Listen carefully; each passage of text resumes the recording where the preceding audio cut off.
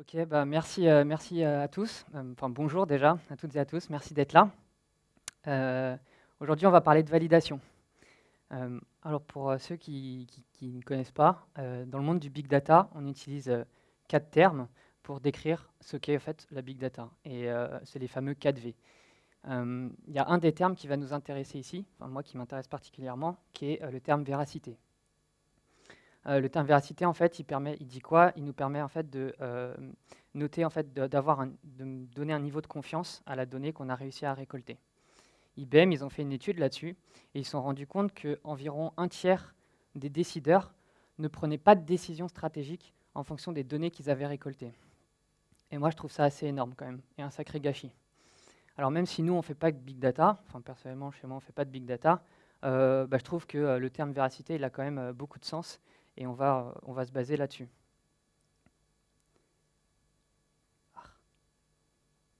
Pardon, je ne l'ai pas allumé. Ok. Donc avant de rentrer dans le vif du sujet, je vais me présenter. Je m'appelle Quentin. Ça fait à peu près 10 ans que je fais du développement web professionnel. Je travaille chez Evaneos. Evaneos, c'est une plateforme de mise en relation entre agents et voyageurs, enfin entre voyageurs et agents locaux à destination. On privilégie en fait le dialogue direct entre l'agent local et le voyageur pour en fait créer des voyages authentiques et sur mesure. C'est plutôt cool. On est basé sur Paris, évidemment, vous en doutez, on recrute. J'aimerais aussi remercier la FUP pour avoir organisé cet événement. Alors, au commencement, on a des données, forcément. Ces données, elles viennent de sources extérieures et elles peuvent avoir des formes différentes. Il arrive que ces données soient invalides. Ces fameuses données invalides, si on les traite, on ne fait pas attention et qu'on les traite, on va créer des bugs dans notre système, des situations inattendues. Et ces situations inattendues peuvent avoir des conséquences vraiment graves. Pour protéger notre système, on va appliquer une couche de validation. Donc jusque-là, en fait, je pense que je ne vous apprends rien. On a tous déjà fait ça, on le fait très souvent, appliquer une couche de validation à notre système. En fait, on le fait tellement souvent, c'est devenu tellement commun, qu'en fait, on a un peu banalisé cet aspect du développement, notamment grâce à nos outils de développement que sont les frameworks. C'est devenu, en fait, avec leur simplicité d'utilisation et leur documentation, on a complètement banalisé cet aspect du développement. Désolé. En fait, moi, l'objectif d'aujourd'hui, c'est que j'ai envie de vous montrer que c'est pas si trivial et que si on ne fait pas un peu attention, on va créer des erreurs de design qui peuvent potentiellement poser de graves problèmes. Alors moi, ce que j'ai fait, comme j'ai parlé de documentation et de framework, j'ai pris tout simplement la documentation du framework Symfony. J'ai juste remplacé la to-do list par une machine à café. Donc on va avoir une classe métier café. On va la mapper à un formulaire, tout simple. Ce formulaire, quand on va le soumettre, il va mapper les données de la request à notre classe Coffee. Et derrière, il va appliquer automatiquement une couche de validation. Si cette couche de validation est OK, on va pouvoir faire ce qu'on fait d'habitude, soit de la persistance, de la redirection, appliquer des calculs ou appliquer des règles métiers, etc. etc. Ensuite, on a notre modèle Coffee. Lui, c'est pareil, aussi copier-coller de la documentation. On a deux contraintes métiers qui sont, la première, on peut faire que 3 types de café différents. Et la deuxième, on ne peut mettre que 3 sucres maximum dans notre café. Pourquoi? Parce que plus de 3 sucres, c'est mauvais, c'est pas bon pour la santé du consommateur, et en plus, ça coûte beaucoup d'argent de faire des cafés avec plus de 3 sucres. On a une autre contrainte qui est, on ne veut pas des sucres négatifs, mais bon, ça paraît évident. Donc ok, jusque-là, c'est assez classique, on l'a déjà implémenté, sûrement fait beaucoup de fois, et ça fonctionne. D'ailleurs, à ce propos, si j'ai pas peur de me tromper dans mon sujet, j'aimerais savoir si ceux ici, qui ont l'habitude ou qui ont eu l'habitude de travailler avec ce genre de code ou de maintenir ce genre de code. Est-ce que vous pouvez lever la main ceux à qui ça parle? Vraiment? Ok, il y en a pas mal. Donc c'est cool, je ne me suis pas complètement trompé. Là, le but en fait, de ma conf, là, c'est que je vais montrer qu'il y a quand même quelques problèmes avec ça. Le premier problème, c'est qu'en fait, notre objet Coffee va être dans un état invalide à n'importe quel moment. Typiquement ici, dès l'initialisation. Ce qu'on va avoir ici, c'est qu'on va avoir un objet Coffee avec aucun type. Et ça, je ne sais pas pour vous, mais moi, je trouve ça bizarre. Et puis, c'est aussi le cas après la fameuse couche de validation. Là, on a validé que notre objet Coffee était bon, soi-disant, parce qu'on a par exemple reçu un type et un nombre de sucres valides de la part de notre formulaire, de notre utilisateur. Sauf que derrière, on est capable, en fait, grâce à nos setters, de modifier à n'importe quel moment l'état de notre classe Coffee. Et ça, c'est quand même un gros problème. Ce qu'on pourrait faire, c'est appeler le fameux composant validator, qui est appelé par le formulaire Symfony en coulisses, et d'appliquer de nouveau une couche de validation sur notre objet Coffee.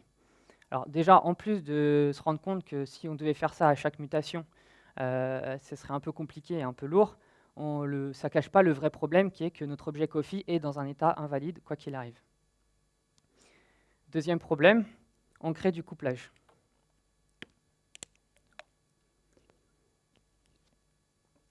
Pardon. On a appliqué en fait nos contraintes métiers, qui sont les contraintes appliquées par notre business, ordonnées par notre business. On les a en fait déléguées à notre composant validator, donc à notre framework. Qu'est-ce que ça veut dire ici? Et ça veut dire que si on change de framework ou de composant de validation, notre configuration elle devient obsolète. On va devoir modifier la configuration et modifier notre modèle métier, alors qu'en fait, les contraintes métiers, elles, n'ont pas changé. Ensuite, on a créé un modèle anémique. Alors un modèle anémique, qu'est-ce que c'est? Moi j'aime bien en fait Martin Fowler, comment il le décrit. À un moment, il y a une phrase où il dit c'est quand vous regardez en fait votre objet, le comportement de votre objet, et vous vous rendez compte qu'il n'y a tout simplement pas de comportement dedans, et que c'est tout simplement une structure de données avec des getters et des setters. Dans notre cas ici, c'est exactement ce qu'on a. Notre modèle Coffee, il a deux attributs et des getters et setters pour le modifier et accéder à ces valeurs. Ça, il faut savoir que c'est un anti-pattern, en fait. C'est déconseillé parce qu'en fait, ça va à l'encontre du paradigme de la programmation objet. Et ensuite, dernier point, les tests. Vu que le gros problème ici, c'est qu'on a couplé notre framework, enfin notre métier, nos contraintes métiers à notre framework, on ne va pas pouvoir appliquer des tests unitaires. On va être beaucoup plus haut dans la pyramide des tests et on va devoir faire des tests d'intégration. Et des tests d'intégration, c'est quoi? C'est plus long à écrire, plus difficile à comprendre. C'est aussi plus long à exécuter puisqu'on va devoir, même ici dans un cas très simple, booter toute l'application.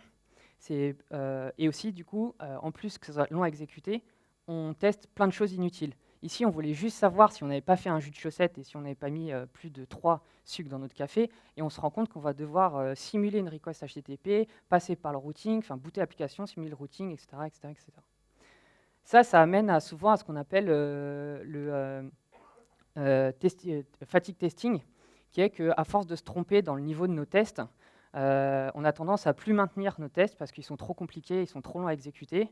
Et arrive un jour où notre CI, il passe plus.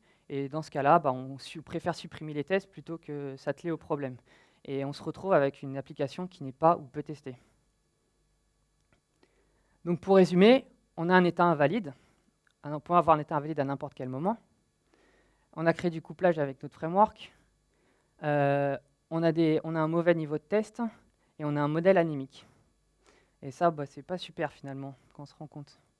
Donc moi, ce que je vous propose, c'est de changer d'approche. Et pour ça, je vais parler de validation métier, de domaine model validation. Alors avant de parler de validation métier, je vais d'abord faire une introduction au domain driven design. Domain driven design ou DDD, qu'est-ce que c'est? C'est en fait une méthode de conception de logiciels qui permet en fait de se recentrer sur ce qui a vraiment de la valeur au sein de notre application.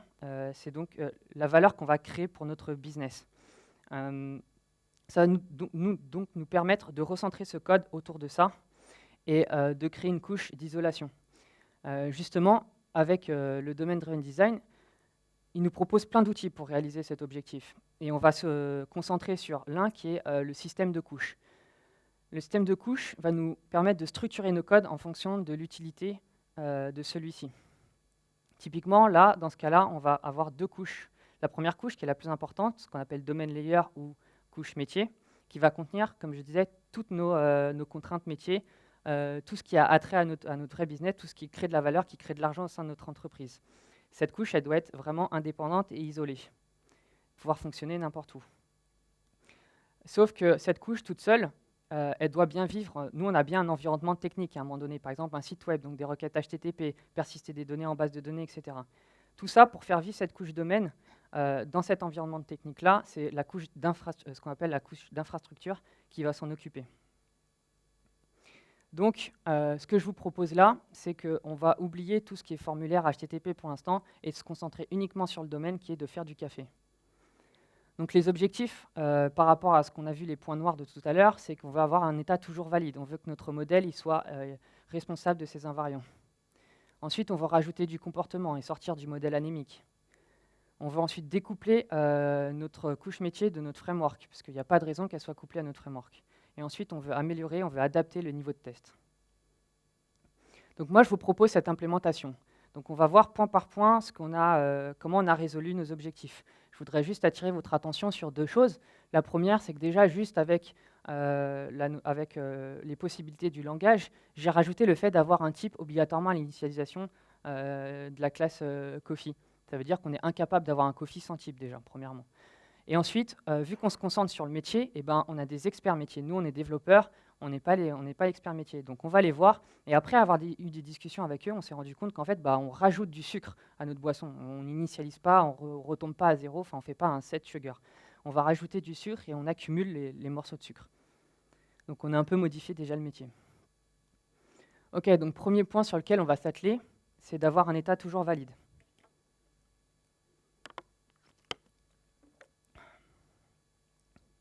Pour ça, on va utiliser typiquement là ce qu'on a envie, ce qu'on parle depuis tout à l'heure, qui est la validation métier. On va appliquer une couche de validation au sein du modèle.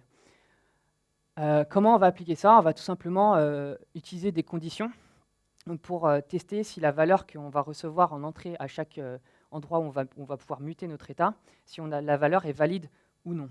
Ici, j'utilise une petite librairie qui s'appelle assertion, qui tout simplement en fait derrière des simples conditions. Dans le cas ici du type de café, on fait un choice. C'est tout simplement, on va tester que le type qu'on a en paramètre de notre constructeur est bien compris dans le tableau de type qui a défini en constante dans la classe café. Derrière, le code, c'est tout simplement un if not in array, alors on throw une exception. Pareil pour le nombre de sucres, on teste bien qu'on a bien entre 0 et 3 sucres. Si ces conditions ne sont pas respectées, on va throw des exceptions et on va casser l'application. Et c'est normal parce qu'on ne veut pas de modèle invalide. Donc si on a une mauvaise valeur, ce n'est pas normal. On n'aurait jamais dû arriver là. Donc on throw une exception. Ensuite, ce qu'il faut bien aussi comprendre là, c'est qu'on le fait avant la mutation. C'est-à-dire que si on arrive à l'étape où on mute l'état, on est sûr que la valeur était bonne. Donc on est sûr à ce moment-là que l'état de notre objet est toujours valide. Ensuite, on va rajouter du comportement. Donc là, la classe, elle est quand même assez simple, mais ce qu'il faut comprendre ici, c'est que le comportement dans un objet, ça se traduit par pas mal de choses. Ça peut être des calculs, ça peut être l'application de règles métiers, mais ça peut être aussi des contraintes de validation. Là, c'est exactement ce qu'on fait. On valide bien que nos valeurs sont bonnes. Donc on a rajouté du comportement, et en plus, en ayant dialogué avec les experts métiers, on s'est aperçu qu'on ajoutait du sucre et non pas juste réinitialiser à chaque fois une valeur. Pour ce qui est de l'isolation, c'est aussi assez simple. Vous vous rappelez, on avait les annotations tout à l'heure. Cette fois-ci, on les a supprimées. On avait délégué la validation à notre composant validator. Cette fois-ci, on a récupéré les contraintes et on les a réinjectées à l'intérieur de notre modèle, ce qui fait que notre modèle est devenu indépendant et il est devenu responsable de ces invariants, tout simplement. Et ensuite, enfin, dernier point, les tests. Vu qu'on s'est découplé totalement du framework, on peut descendre complètement le niveau des tests. On n'a plus besoin de faire des tests d'intégration. On peut tout simplement faire des tests unitaires. Et les tests unitaires, c'est beaucoup plus simple à écrire, beaucoup plus simple à lire. Et je ne parle même pas du temps d'exécution. Alors, pour résumer, on s'est assuré que notre modèle était toujours dans un état valide. On s'est assuré aussi qu'on a récupéré, on est revenu à la nature de la programmation objet en ajoutant du comportement et en sortant du modèle anémique. On a isolé notre métier avec notre framework. Et enfin, on a adapté le niveau de nos tests. Ça, c'est plutôt cool. Alors, finalement, si on reprend l'idée des couches du domaine Driven Design, on a notre fameuse, avec le schéma là, on a notre fameuse couche domaine, donc notre couche métier, qui est complètement isolée. Sauf que comme je l'ai dit, il va bien falloir qu'elle vive dans un environnement technique. Pour qu'elle reçoive des données, il faut bien qu'elle les reçoive de quelque part. Donc ces données, en fait, elles vont passer par la couche infrastructure. Dans notre cas ici, ça va être la request qui va être mappée au formulaire. Et comme avant, on mappait le formulaire à l'entité Coffee, c'est comme ça qu'on récupérait les données. Malheureusement, ici, avec notre implémentation actuelle de la classe Coffee, on ne va plus être capable de mapper notre formulaire à notre classe Coffee. On a perdu le dialogue entre les deux. Et ça, on a besoin de le rétablir. Alors pourquoi on l'a perdu? Je vais vous expliquer. Si je reprends le code d'avant, on a ça. Déjà, la première ligne, comme j'ai dit tout à l'heure, on ne peut plus initialiser un Coffee sans type. Pourquoi? Parce qu'on a rajouté ça. Donc là, c'est clairement le langage qui va nous crier dessus et qui nous dit « Attention, tu ne m'as pas donné de type ». Premier problème. Vu qu'on a discuté avec les experts métiers, dans la discussion, on a noté un truc super intéressant qui nous disait 95% de nos commandes sont en fait des commandes d'espresso. Du coup, c'est plutôt cool. On va se permettre de mettre par défaut un type espresso pour notre café. On a résolu notre premier problème. Franchement, ça marche bien, il n'y a pas de souci. On passe à la suite. Ici, on va initialiser notre formulaire avec les données de l'objet Coffee. Le composant forme de Symfony, ici, qu'est-ce qu'il fait? Il prend les valeurs de l'objet Coffee et il les affecte au champ du formulaire pour les initialiser.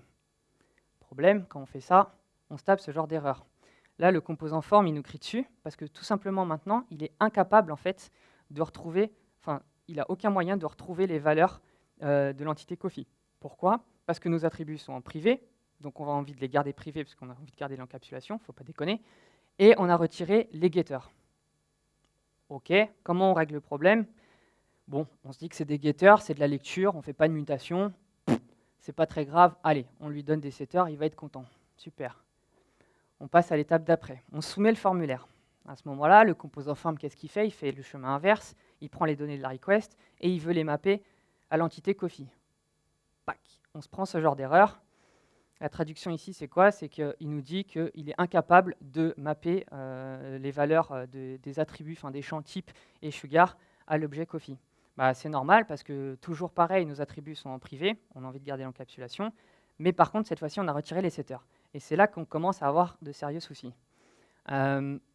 Pour ce qui est du type, on a discuté avec les experts métiers, on peut initialiser un café avec un type, mais à aucun moment donné, on peut changer le type de café. C'est pas possible. Donc on ne met pas de setter. Donc là, on se retrouve bloqué.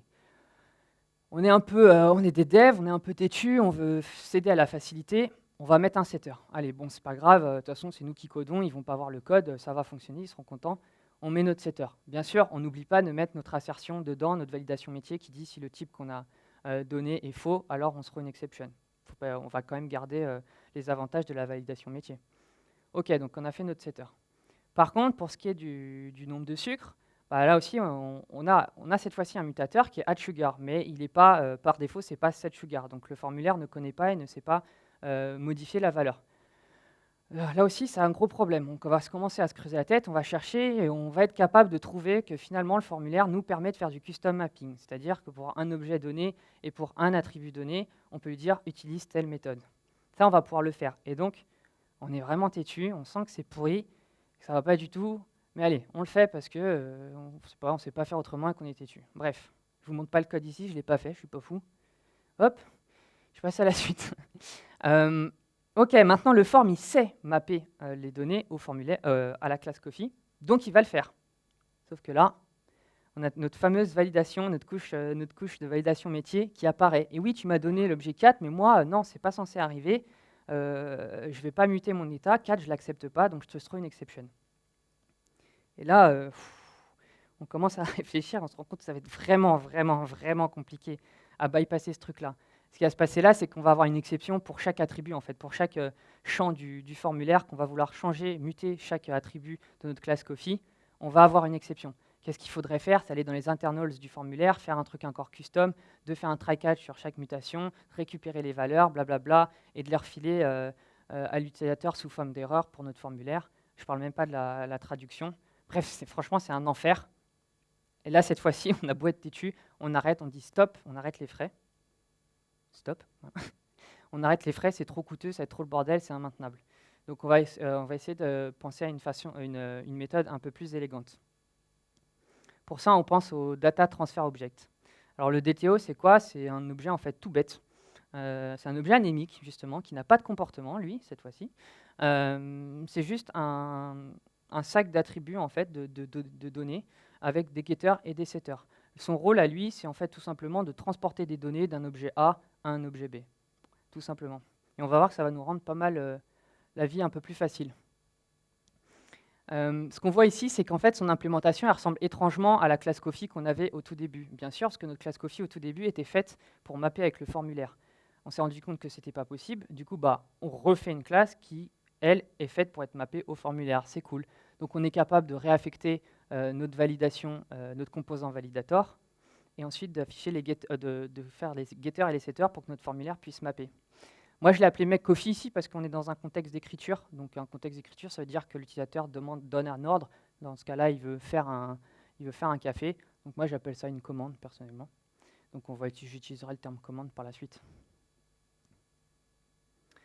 Comment on l'utilise? Au lieu d'instancier un objet coffee, on va utiliser finalement le DTO make coffee. On va l'instancier et ensuite, on va le mapper au formulaire. Donc là, il n'y aura aucun problème, tout va bien se passer, comme on a l'habitude de faire. Ensuite, une fois qu'on va appliquer la couche de validation sur notre DTO, c'est à ce moment-là qu'on va rétablir la communication entre notre domaine et notre couche d'infrastructure. Notre DTO contenant les données de l'utilisateur, on l'a validé, on est capable de dire ce message, on est capable de le traiter. J'instancie un objet Coffee et cette fois-ci, je fais toutes mes règles métiers que je dois faire, que j'aurais dû faire normalement.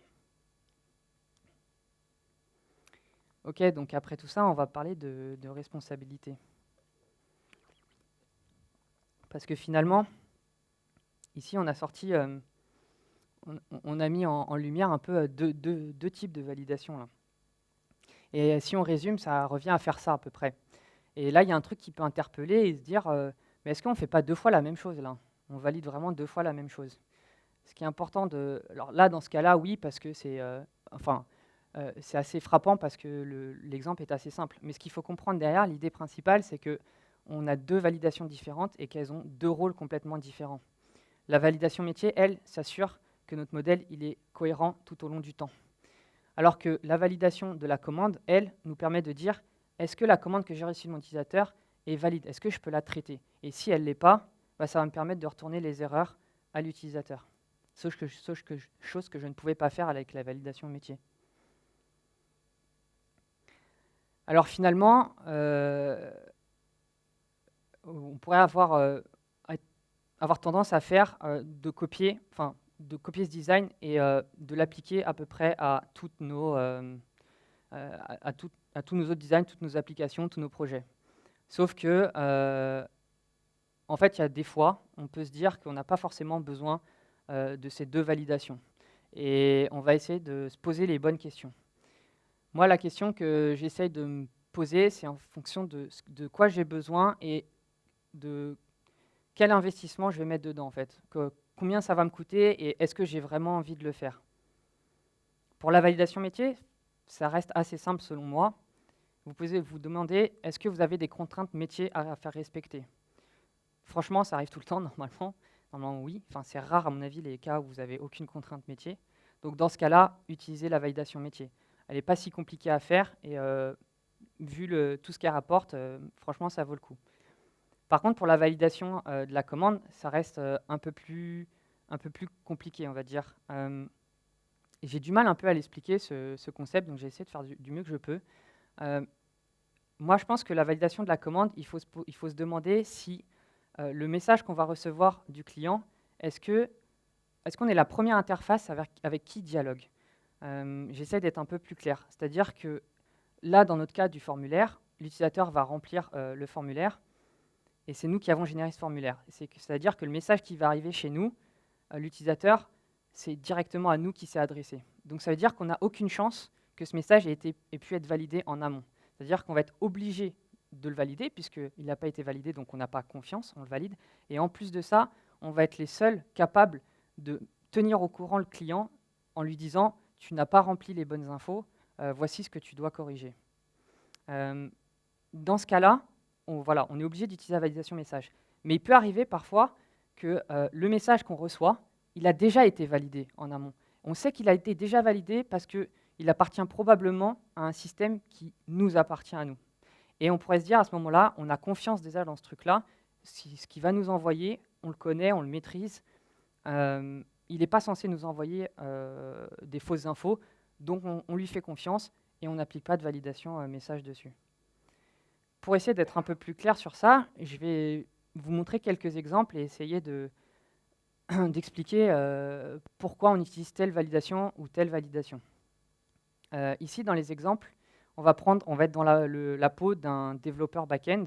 On fait partie d'une équipe back-end et on doit réaliser le projet, enfin ce qui nous est demandé. Moi, je vais donner un contexte et en fonction de ce contexte et des infos qu'on a, on va essayer de deviner si oui ou non on va faire de la validation métier et si oui ou non on va faire la validation de la commande. Alors, premier contexte, on est dans un extranet pour des clients grands comptes. On est dans une application, tout ce qu'il y a de plus classique, rendu par le serveur. On doit être compatible tout framework, donc on abandonne un peu l'idée des frameworks JS, etc. Ce qu'on doit faire, c'est un formulaire de saisie de congé. Donc nous, on est les développeurs back-end, on doit proposer une page qui permet aux utilisateurs de saisir des congés pour un employé. Alors, pour ce qui est de la validation métier, moi, bien sûr que j'en mets. Pourquoi? Parce que les congés, c'est l'administration, on connaît très bien l'administration française, c'est compliqué, il y a plein de règles métiers, on ne peut pas donner un nombre de jours de congés négatifs, on ne peut pas donner un nombre de jours de congés que la personne n'a pas, il faut voir entre les RTT, les congés payés, etc. etc. Donc ça, on a des contraintes métiers, donc ça c'est assez simple, validation métier. Pour ce qui est de la validation message, ici, c'est nous qui avons servi le formulaire. On est le premier communicant avec notre utilisateur. Donc il n'y a que nous qui pouvons lui dire si oui ou non il a fait des erreurs. Et vu que le message nous est arrivé directement via la soumission du formulaire, il n'a jamais été validé. Donc forcément, on ne lui fait pas confiance et on le valide. Donc ça reste assez simple. OK, un cas un peu plus compliqué. Ça me concerne particulièrement. On est dans un univers un peu de start-up. On est une petite équipe technique sur un projet. On fait une refonte globale de l'application web qui est notre cœur de métier. Donc on va mettre le paquet dessus. Pour ça, on s'adresse à plein d'utilisateurs et on veut que leur expérience soit la meilleure possible. On part donc sur une SPA. Nous, en tant que développeurs back-end, on va s'occuper de faire une API qui est dédiée à cette SPA. Donc cette SPA va communiquer directement avec notre API. Alors, côté validation métier, comme d'habitude, j'ai envie de dire, oui, on en met forcément parce que c'est notre cœur de métier. On va avoir des problématiques métiers assez complexes. On va avoir envie d'avoir confiance dans notre donnée. Peut-être que derrière, on va vouloir faire de l'analyse de data assez poussée, etc. Donc oui, on a envie de faire de la validation métier, bien sûr. Pour ce qui est de la validation message, par contre, moi, personnellement, j'en mettrai pas. Pourquoi, cette fois-ci? Parce que le message que je vais recevoir, l'API, elle va recevoir la commande qu'elle va recevoir, elle va le recevoir de la SPA et elle ne va pas le recevoir de l'utilisateur, en fait. Et c'est la SPA qui va être responsable de valider le message de l'utilisateur. Si on reste dans le cas d'un formulaire classique, par exemple, c'est la SPA qui va proposer ce formulaire. Et si l'utilisateur arrive à soumettre ce formulaire, donc à poster les valeurs à l'API, c'est la SPA qui va lui dire tu as le droit de valider, tu as le droit de soumettre ce formulaire parce que tout ce que tu as rempli jusqu'à présent est valide. Ça améliore l'expérience utilisateur et surtout, on rajoute de la complexité métier, de la validation métier dans la SPA. À ce moment-là, l'API, quand elle reçoit les données, on sait qu'on l'a reçu de l'application front-end, on peut lui faire confiance. Alors, vous allez me dire, ouais, enfin, faut quand même pas lui faire confiance aveuglément. Parce que voilà, ça reste une application JavaScript, on peut contourner le système. Bien sûr, mais c'est là que justement la validation métier prend tout son sens. C'est-à-dire que si on a des mauvaises données et qu'on ne les a pas validées via la validation message, il y a deux possibilités. La première, c'est que c'est un utilisateur malicieux. Il a voulu bypasser le JavaScript et nous envoyer des mauvaises données. Dans ce cas-là, qu'est-ce qui va se passer? On va avoir une exception qui va être levée sur notre serveur, et il va se manger une erreur 500, une exception, une erreur 500. Donc c'est moche, mais c'est pas grave, il a voulu contourner notre système, il a voulu jouer avec nous, bah, tant pis pour lui. Deuxième cas qui peut se passer, c'est qu'il y a une faille sur l'application front-end. Les développeurs front ont oublié ou mal implémenté une contrainte métier, par exemple. Dans ce cas-là, on arrive pareil, l'utilisateur soumet les données, qui sont fausses du coup, à notre API. Notre API, dans la même façon, notre validation métier prend la main dessus et throw une exception. Sauf que là, ici, on a un vrai bug. Donc, on va avoir un vrai log en critical et c'est quelque chose qu'on va être capable de monitorer. Et vu qu'on est une petite équipe tech, on discute entre nous, ils sont en face de nous, on travaille main dans la main, on va être capable de leur dire hey, « attendez les gars, ici, on a une erreur 500, on a trouvé le problème, vous nous avez envoyé cette mauvaise donnée, je pense qu'il doit y avoir une faille à cet endroit-là. » Et eux, ils sont capables d'agir dessus très rapidement et de corriger le bug.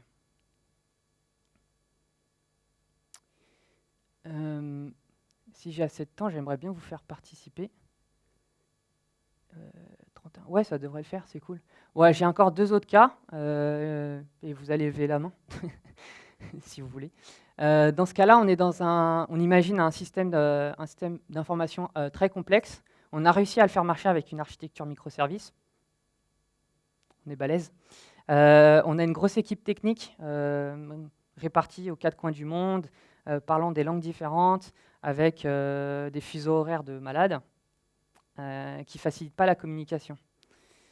Et dans ce cas-là, à cause de ça, on a décidé d'organiser nos équipes de façon à ce que chaque équipe gère ses propres microservices.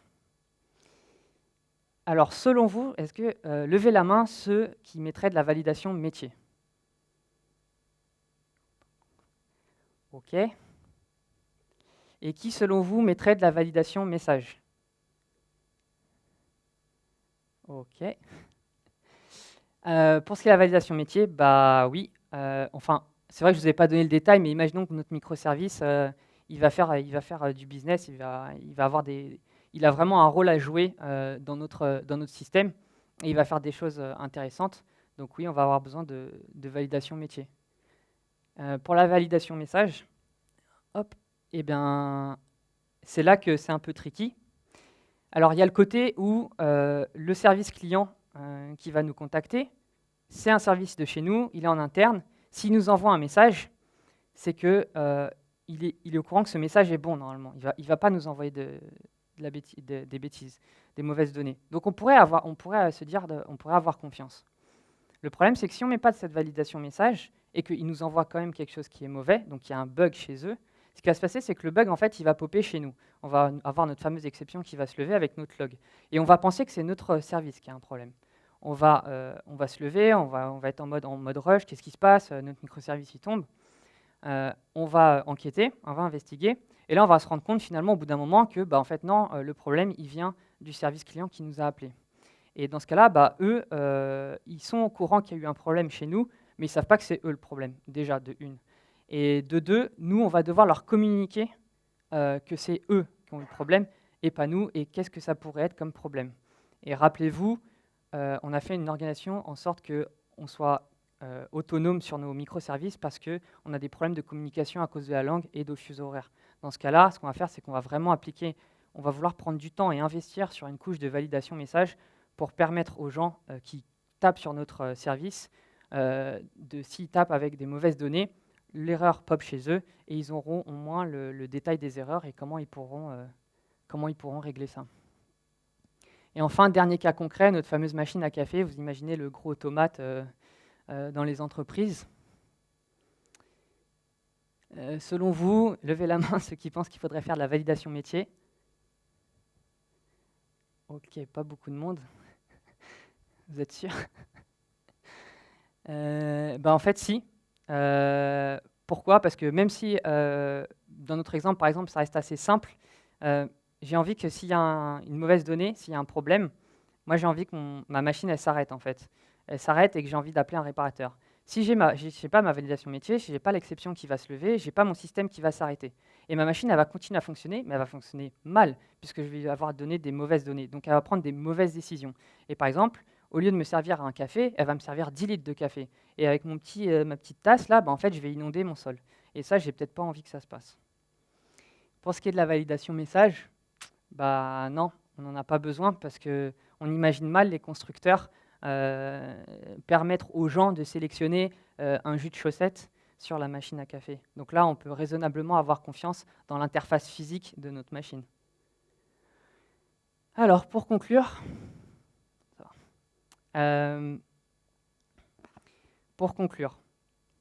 bonne question. L'idée ici, en fait, c'est que en copiant-collant la documentation et en faisant ce qu'on a fait en fait de manière un peu aveugle, on s'est rendu compte qu'il y avait des problèmes. En fait, ça serait facile de blâmer la documentation qui nous oriente vers un mauvais design. Sauf qu'un collègue un jour m'a fait très justement remarquer que la documentation, elle est là pour expliquer comment fonctionne le composant ou la librairie, mais pas comment elle est censée s'intégrer à votre architecture. C'est à nous de se poser les bonnes questions, de prendre du recul et de savoir qu'est-ce qu'on va en faire avec. Ici, dans le cas de la validation, franchement, sincèrement, en fait, c'est qu'un prétexte pour moi, ça a été qu'un prétexte. Cet aspect du développement qu'est la validation, on pourrait l'appliquer aussi à plein d'autres autres aspects, les ORM, les formulaires, la sérialisation, etc. Ici, la question, ce n'est pas de savoir quelle validation, quel type de validation est bonne, c'est de savoir ce qui est bonne ou pas, c'est de savoir laquelle on va utiliser et pourquoi et pour quel besoin. Donc, pour conclure, vraiment, je vais vous laisser avec cette phrase qui est, genre, pour moi, je pense qu'il faut avoir un regard sur la validation, un autre regard sur la validation, parce que voilà, c'est pas si banal que ça, mais en fait, c'est d'avoir un autre regard, mais sur tout le reste. Voilà, je vous remercie.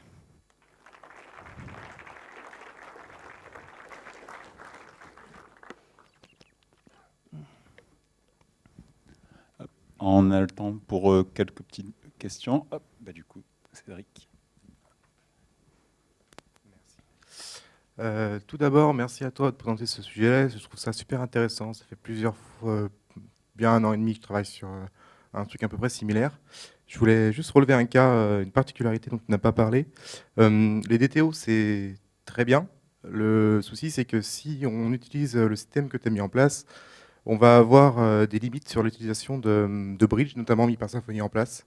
Comme j'en parle d'un, l'unique entity, contrainte, elle a besoin de récupérer en base les entités qui existent pour pouvoir s'assurer que le champ qu'on veut modifier est un champ unique. Et du coup, avec cette approche-là, on ne peut pas le faire directement parce qu'il est incapable de... Ce que va faire le validateur de Symfony, il va récupérer la classe en fait, de l'objet du formulaire pour mapper doctrine et lui demander de récupérer les entités. Ouais. Alors, ce que je te propose, c'est une autre vision. Je pense qu'on peut le faire, mais il faut switcher le truc. En fait, tu ne vas pas l'utiliser dans ta validation du message. Pourquoi? Parce que quand tu vas soumettre ton formulaire, en fait, tu vas être ça, c'est ta contrainte qui est l'unicité du username, par exemple, c'est une contrainte métier. C'est ton métier qui doit t'en assurer. Donc, tu vas la mettre dans ta validation métier après, d'accord? Donc ça, tu es obligé. Par contre, pour ce qui est du message, si tu as soumis ton formulaire, en fait, ça veut dire que tu as déjà autorisé ton utilisateur à mettre cet username-là.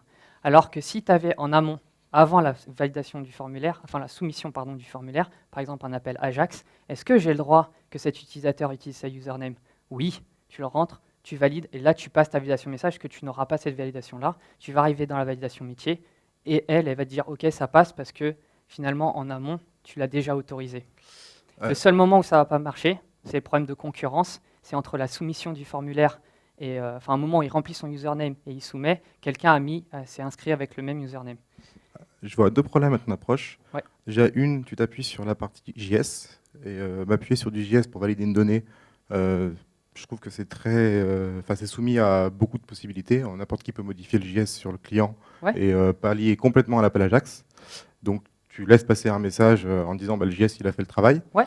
Et deuxièmement, qui est un plus gros problème pour moi, je trouve, comment tu fais? Tu me dis, je mets la validation unique sur ma couche métier. Sauf que ma couche métier, je n'ai pas accès à la doctrine. Parce que de par concept, le domaine n'est pas un service, n'a pas accès à la couche infrastructure, et donc du coup n'a pas accès à la doctrine. Si, bien sûr. En fait, ce qui va se passer ici, c'est que tu vas faire... J'en ai pas parlé parce que là, on va un peu plus loin. Je voudrais répondre à ton premier cas. Le premier cas, c'est ce que je disais exactement derrière avec la SPA.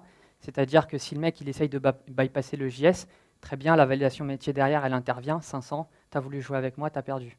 Deuxième cas où tu dis, dans le domaine, tu n'as pas accès à la base de données, pas directement non, mais là tu fais ce qu'on appelle l'inversion de dépendance, le principe d'inversion de dépendance. Ton métier, lui, il va avoir besoin de valider que ton username, il est unique. Il va juste dire, il a besoin d'une interface qui va dire, est-ce que, par exemple, tu peux utiliser le pattern specification, ou n'importe quoi d'autre, bref, et tu vas avoir une interface d'un service qui va te dire, est-ce que le username que j'ai reçu en data, donc de mon DTO, probablement, est-ce qu'il est unique ou pas? Et dans ce cas-là, toi, c'est une interface dans ton domaine, donc tu es toujours découplé, mais ton interface, c'est du métier, en fait. C'est quelque chose que tu dois vraiment vérifier, c'est une vraie contrainte métier.